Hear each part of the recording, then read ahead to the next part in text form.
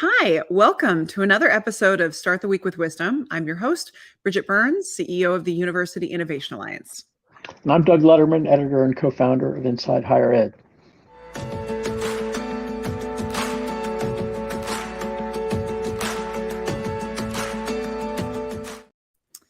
Each week, we team up to have a conversation with a leader in higher education to try and distill what they've learned, get a perspective of their wisdom to share with the field, and hopefully to give you a little bit of inspiration and support throughout the week. So that's why we call it Start the Week with Wisdom. Today, we're joined by Dietra Trent, who is the executive director of the White House Initiative on Historically Black Colleges and Universities, which is a important role, and she was previously Secretary of Education for the state of Virginia. Welcome, Dr. Trent. Thank you, Doug and Bridget, for having me. I really appreciate this opportunity. Well, we're excited to learn from you, and you're in an interesting position, but you also, we have so many questions. I would just want to kick off in terms of you telling the audience what it's like in terms of the difference between that prior role, being Secretary of Education for a state, to now being in an appointed position in the White House and actually representing or working on behalf of and for an entire sector of institutions. I think those are very different roles. And I'm just wondering how, as a leader, what has that called from you? What is that? What has been the shift that you'd notice? Well, I think for both positions, both positions were in terms of leadership quality. I think I pulled down on the same qualities, except one. As Secretary of Education, my portfolio was much larger than it is today. When I was secretary, I had 16 public colleges under me. I had 23 community colleges. I had the Department of Education, the State Council on Higher Education. I had 5 higher ed centers and 5 cultural arts centers. So the portfolio was much larger than it is with our HBCUs, although I work with and for 102 HBCUs. And so I can't say that the qualities that I learned as Secretary of Education really helped me, I think, in this role, prepare me for this role in a major kind of way. Can you give us a little bit of a sense of how you view the difference between sort of the state and federal role, particularly, I guess, related to these institutions? You had the federal government has significant imprint on higher education, particularly when it comes to sort of the bully pulpit, and maybe even less so. You had more governing and directive control over the colleges and universities you oversaw in Virginia than you do here.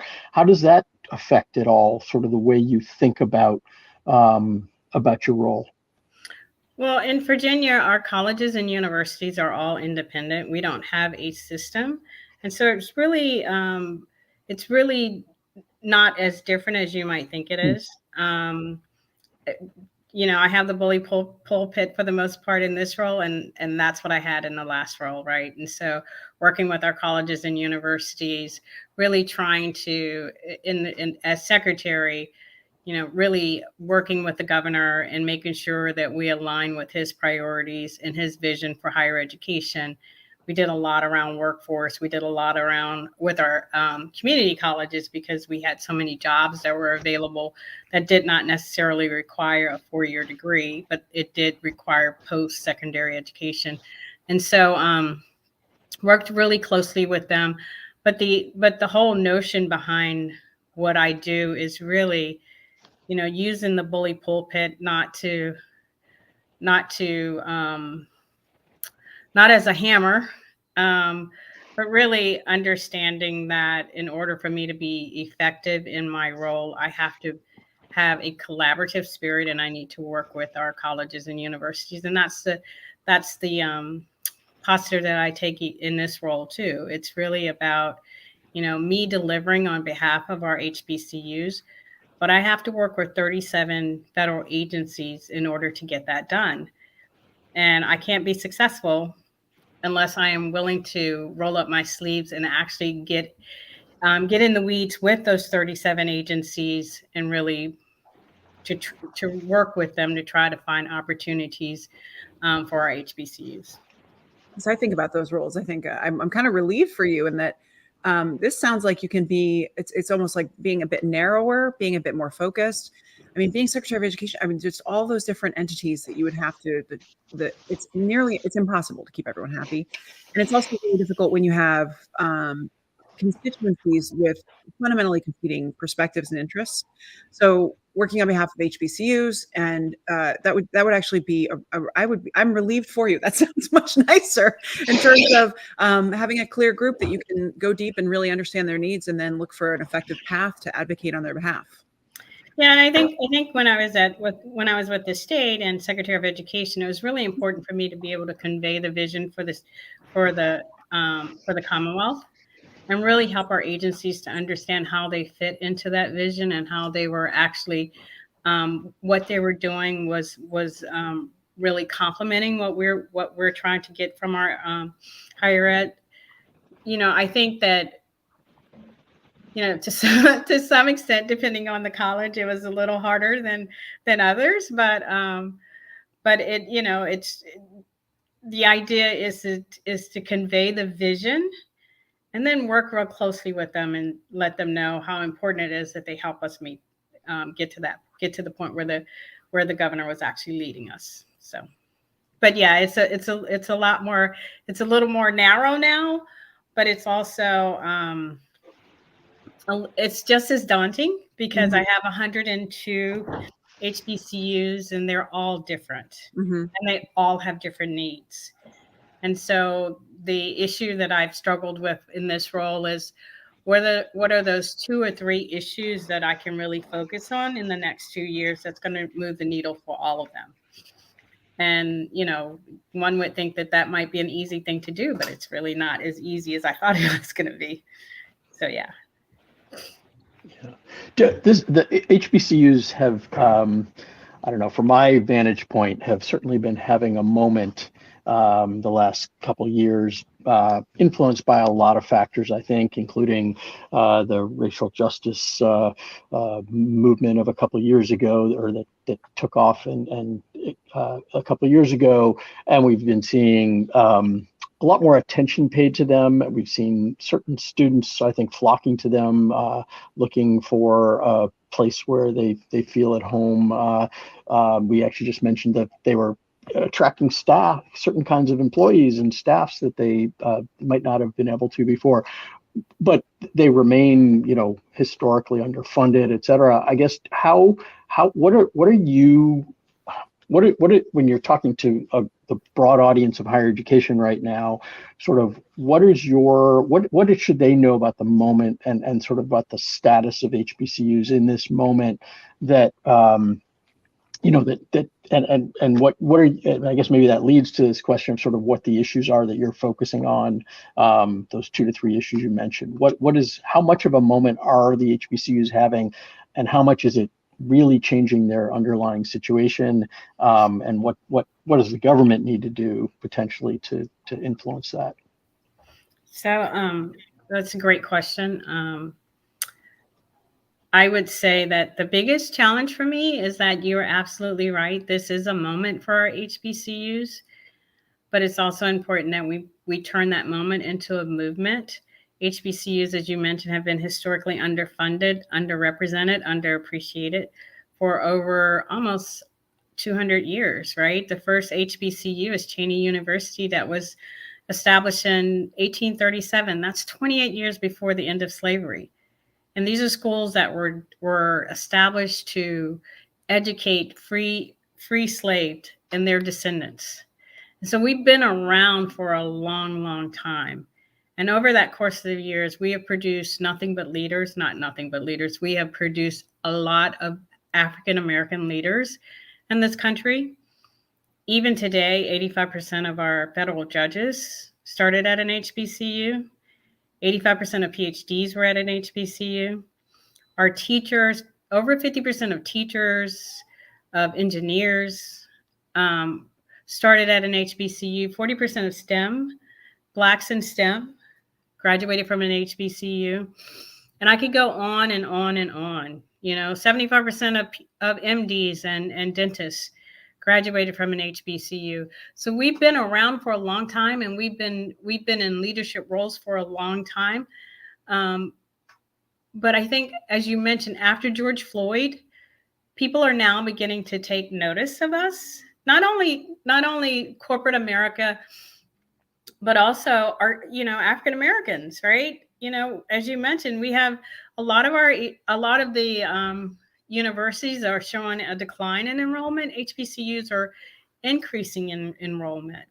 We have a lot of our students who want to go there. These are schools of choice now, because people want to go to a place where one, they know they can get a great education, but two, they are going to be nurtured in a way that they can be free and expressive and not have to apologize for who they are or the way they look, or apologize for the race that they're in. I mean, it's a liberating experience for African Americans who graduate or who are on these campuses.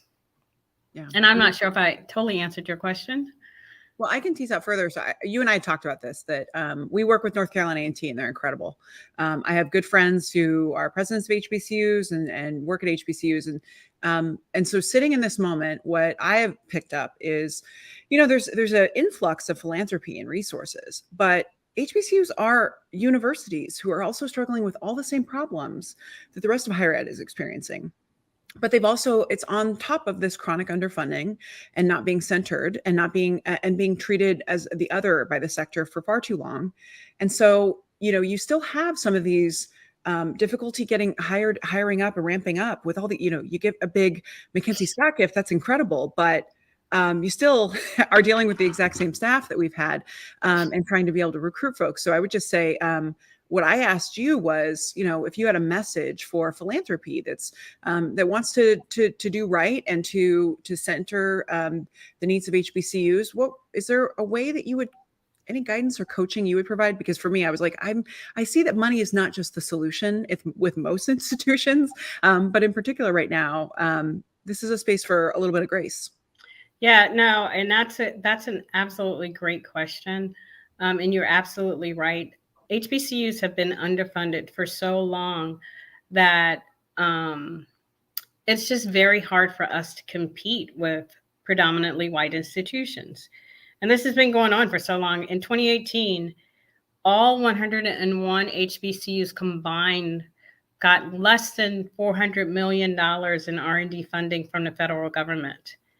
And that same year, Johns Hopkins got $2.6 billion. And the reason that makes a difference is because within the federal government, there is overhead costs that universities can use when they're doing research and programs for federal government. And so when our HBCUs have chronically been locked out of research in these programs for now centuries, almost century, 2 centuries, then we have a lot of catching up in terms of building out our infrastructure. And our infrastructure, when we talk about infrastructure at predominantly white institutions, we're really talking about bricks and mortar, right? When we talk about infrastructure at an HBCU, we're talking about bodies. We're talking about processes that other universities have had an opportunity and had the resources to build up and build out over time. So when philanthropy comes in and say, we're going to give you, $30 million and I need you to go forth and do great things, our universities are saying, okay, but we got to hire up. We got to put these processes in place. We got to make sure we have the right broadband. We got to, so the things that we take for granted from a predominantly white institution, and I worked at 2. So I'm, not only that, I've worked with 16 in the state. The things that we take for granted, especially at our private HBCUs, at PWIs, our HBCUs are really challenged because, again, we have not had the same opportunity to have a seat at the table when it comes to federal government or anyone else doling out money or research opportunities. So when you talk about that, right now, Carnegie has classifications, research classifications. I can't remember exactly how many they are. I know there's over 150, but none of our HBCUs are R1 status, which is the highest status for research. We have 12 that are R2 status, which means that they're up to a certain point. But even our R2 universities, to some extent, are still struggling with putting the little I infrastructure in place in order for them to go after some of the larger grants that they need. Yeah. To compete. I think that's helpful caveat, because I think, yeah, it's not just money that's the solution. And you think about all the problems that you think about in every part of higher ed right now: burnout, can't hire people, really still struggling with the hybrid concept, still struggling with integrating lessons learned from COVID. Now multiplied times chronic underfunding and being disrespected, not taken serious, or not centered in the way that you should be for a very long time. And that's not going to be turned around immediately. So we just need to have the long view. Yeah. And I would say to philanthropy, please do continue to support our HBCUs, but also, just beyond money, if you have resources in terms of expertise as it relates to systems, or as it relates to going after grants and proposals, then our HBCUs would be more willing and would actually really love and appreciate that just as much, because it positions them to actually go after more research dollars or more federal programs. Yeah, I think that's great. And I would add, from me over here in the corner, predominantly white institutions need to learn how to learn from HBCUs about what best practices to serve and truly support Black students looks like. It is not just admitting more students. It is about, you want to not feel like you are the only Black student in a classroom. You look at who the faculty are. You look at the priorities of the institution. So PWIs, how they learn from, model, and try and benefit from the wisdom and expertise of HBCUs. That is, I think, the chapter ahead. Can I give you an example of that? Yeah. Because whenever I go on campus, on these campuses, I make it a point to really sit down with students to really find out what their experience has been. What are they getting from their HBCUs? What kind of challenges are they facing? And I was on one campus. This was very shortly after I started in this role. I was on one campus, and this young lady told me that she was the only one that semester. She was the only person who signed up for a class that she needed in order to graduate. And instead of counseling the class like most places would do, because she's only one person, her faculty member had her come to her office every Tuesday and Thursday for 2 hours. She said she would put on tea. They would have tea in class. And she said she did that so that she would be able to graduate on time. Otherwise, she would have had to go another year before that class was offered again. Her sister, who was attending a PWI, had the exact same experience. And she ended up having to go another year because she did not have the option to go sit down in her faculty member's office and have class. And this student told me that as a result of that, every decision that she makes from this point on will be based on whether or not that professor would approve of it, or how that professor would receive it. And so, the nurture that these students receive on these campuses is really what makes a difference. And I can tell you that's what happened to me when I was at Hampton. Just having faculty to say, you can do this, and this is, we're going to work with you, and we're going to make this happen together. It makes a big difference when you have people there who know you by name, and people who say every day through their actions and in their words that we care for you, and we're going to make these sacrifices for you. That's great. Students definitely feel it. Well, Dr. Trent, I want to turn to you. We've talked a bit more about HBCUs than we were expecting, it's a rich topic. I want to know if, as a leader, do you think that you've had a model that you followed that's a great example that has taught you the most?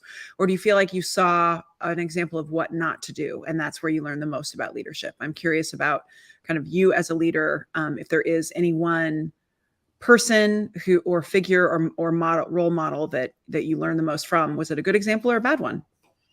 So I learned from both good and bad, actually.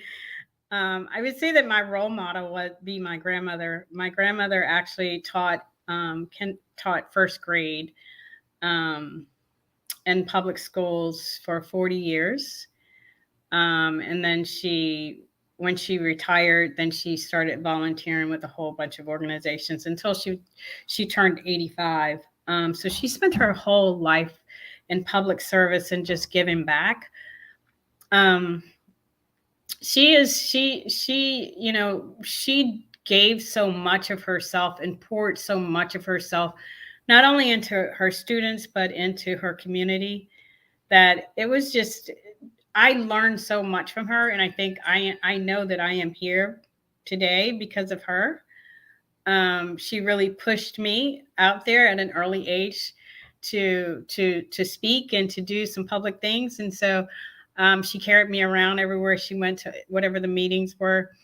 And I remember saying to her that this was after I graduated from school, that if I could just do one half of give one half of what she has given, then I feel like my life will have had meaning and would not have been in vain.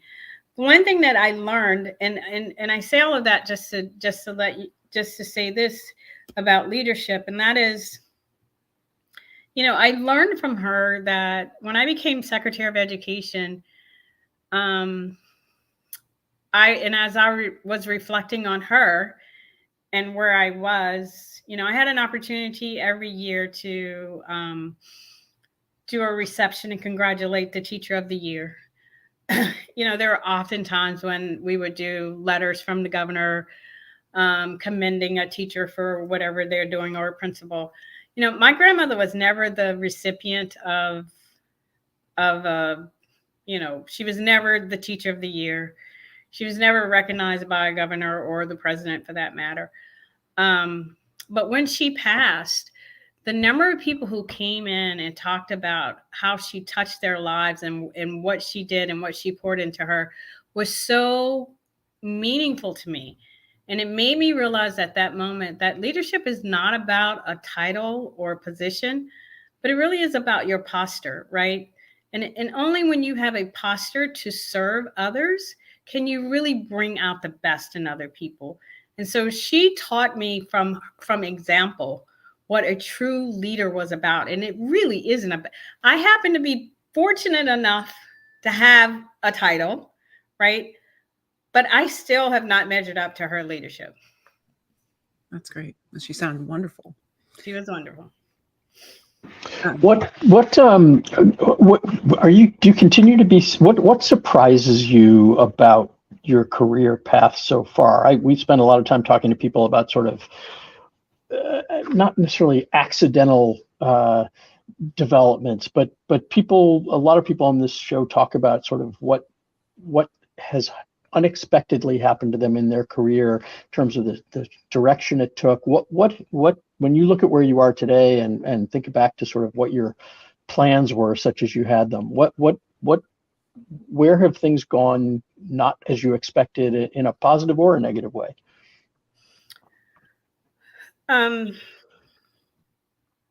So I the only way I can answer that is to just say that I am a very spiritual person, and I like to spend a lot of time with God. And so I'm always surprised at where I'm going and where He's taking me. I never plan. I never sit down and say, okay, God, here's where I want to go next. It's like, okay, God, half suitcase, where are you taking me next? Right. So, I mean, I think when you ask me what surprises me, everything surprises me. I never thought I would be in this role. I never thought I would be Secretary of Education. Never thought that. Never thought I'd even be Deputy Secretary. Never thought I would work for politicians. But it's just amazing. Once you kind of give into what you were created to do, the path that you go along, right? I remember when President Biden first won, I had a number of people, including politicians, to reach out to me and say, you should really apply for the Biden administration. You should put in your name for the Biden administration. And I remember saying to them, there's one role that I would do in that administration, and that's the White House Initiative on HBCUs. But I never applied because, Kamala Harris is a HBCU grad. I was like, I'm sure she's got that covered. About six months in, they reached out to Ann Holton, who's a really good friend of mine. To the White House reached out to Ann Holton on another as a reference for someone else. And after she spoke to them about that person, she asked about this role. And they said they had not filled it. And she said, well, I have the perfect person. And the rest was history. So it's just interesting, and I say all of that to say that, I don't try to plan it, but it gets better and better and better with each role. Like, I never thought after I left being Secretary of Education, I never thought that I would have another role that would be nearly as fulfilling and nearly as challenging. But then I went to George Mason and I served as Ann Holton's chief of staff. And that was a whole different type of work, to be able to be that person who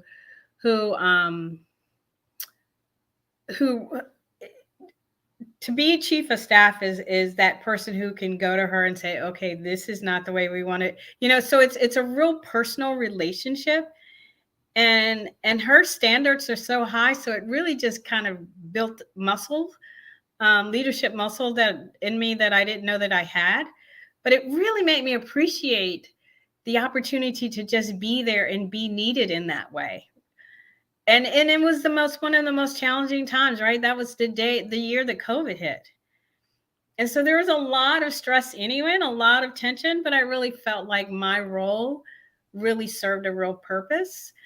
And then leaving there and coming here, I didn't even, I knew I wanted to do this job. I would love to do this job. But being in this role is just the most amazing job I've ever had. And I will tell you, my next job is going to be even better. So. I feel the same way in that I always am consistently surprised that whatever I do ends up being even more interesting.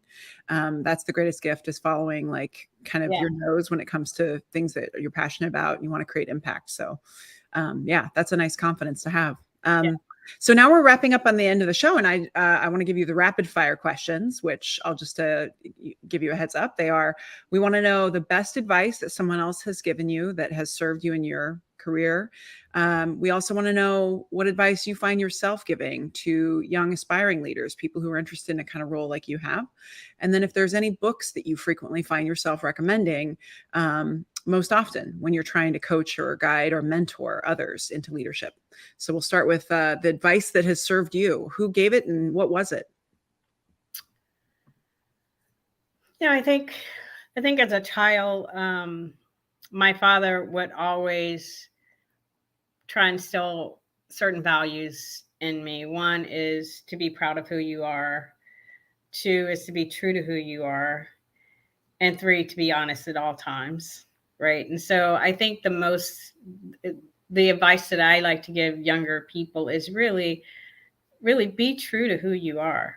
Right. Don't try to fit into somebody else's mold.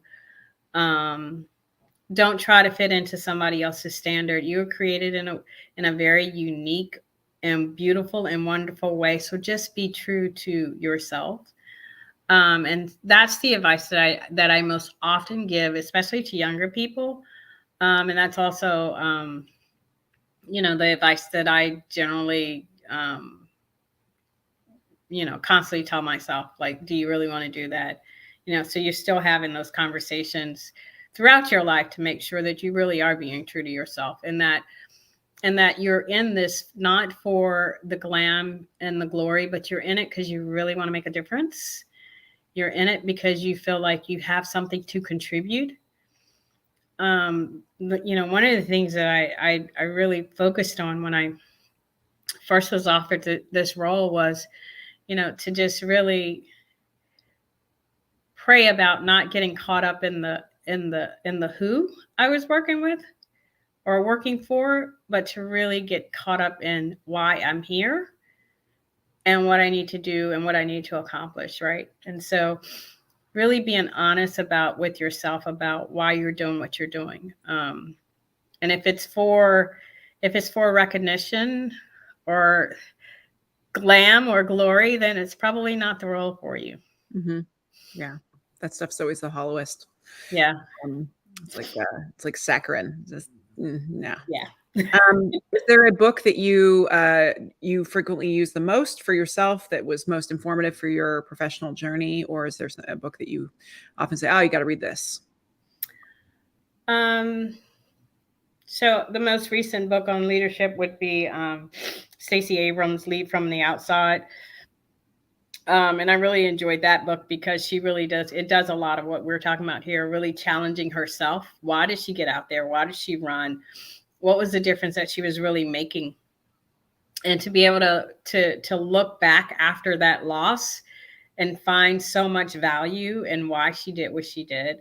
It was just, I enjoyed that book. That was a great book. I just try to in this role, I don't have a whole lot of time to read books, especially on leadership. My reading is on HBCUs, but that was the last book that I read on leadership, and I really did enjoy it. That's wonderful. Well, thank you. That's a great recommendation. It's been really wonderful to get to have a conversation about where we are in the state of the world in terms of supporting and recognizing the value of HBCUs, but also you as a leader. So we really appreciate you spending the time. I know that you're sick. I'm recovering from dental surgery. So, we're just hobbling along over here, and Doug is just is leading the way. So, but for everybody at home, we hope you have a nice break over the next few weeks. We hope you get some time away and that you can come back fresh and bright-eyed and bushy-tailed into the new year. So we wish you all well, and thank you again for the time. Great. Thank you so much. Happy holidays, everybody. See you in 2023. See you. Thank you.